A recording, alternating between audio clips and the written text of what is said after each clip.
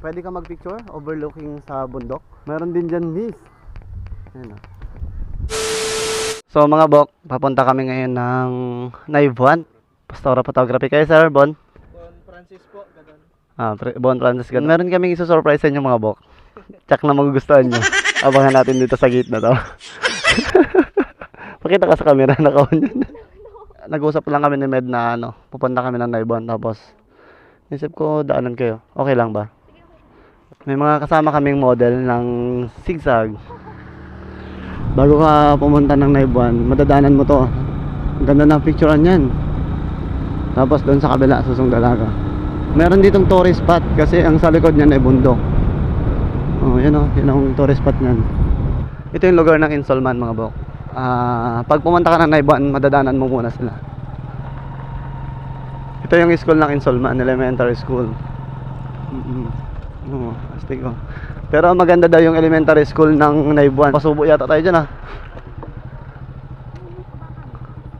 Pwede rin. Pero gusto ko i-try kung paano tayo mahulog tatlo.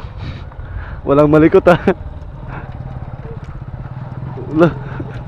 Meron palang tulay mga bok na dadaanan bago magpunta ng school. Ito, yung tulay nila. Wow, astig. Ito pala napipicturean ng tulay ng Naibuan. Hindi naman masihirap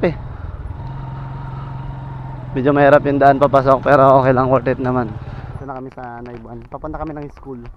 Dalawa pa lang school dito, isang elementary saka high school. At may mga kasama tayo, si Med. Saka yung dalawang magkapatid. Ano? Saka si Sir Bon. Amen. Nakita ka, hi. Ito yung elementary school ng Naibuan. Wow, ang ganda. Mga bok, may kakausapin tayong mga teacher para makapag-picture tayo dito. Goodbye children. So yun, aral lang mabuti ha. Nandito rin sila sir sa Naibuan School. Anong pangalan sir? Sir Peter po. Kaya pa? Ferdinand po. Ferdinand. Tapos? Sir Jeff po.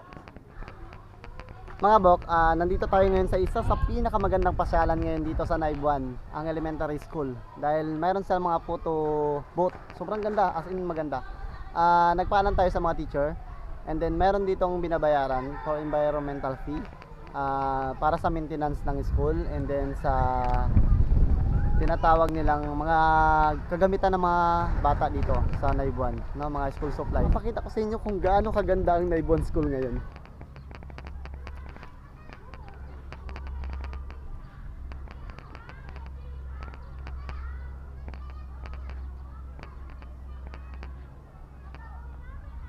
Pwede ka mag-picture overlooking sa bundok.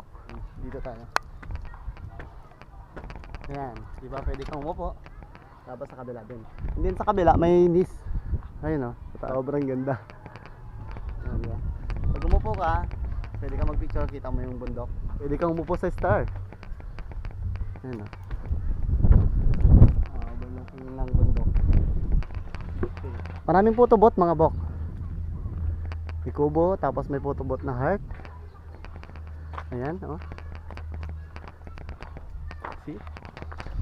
Sinabi ko pala kanina na environmental fee, 20 pesos lang kada isang tao pag pumunta ka dito. Hindi yun para kung saan saan. Gagawin yun para sa maintenance ng school and then sa mga school supply ng mga bata. Mga box, see you in the next video. Inabangan nyo ako sa iba't ibang school. See you and thank you for more video, Palabok Vlog.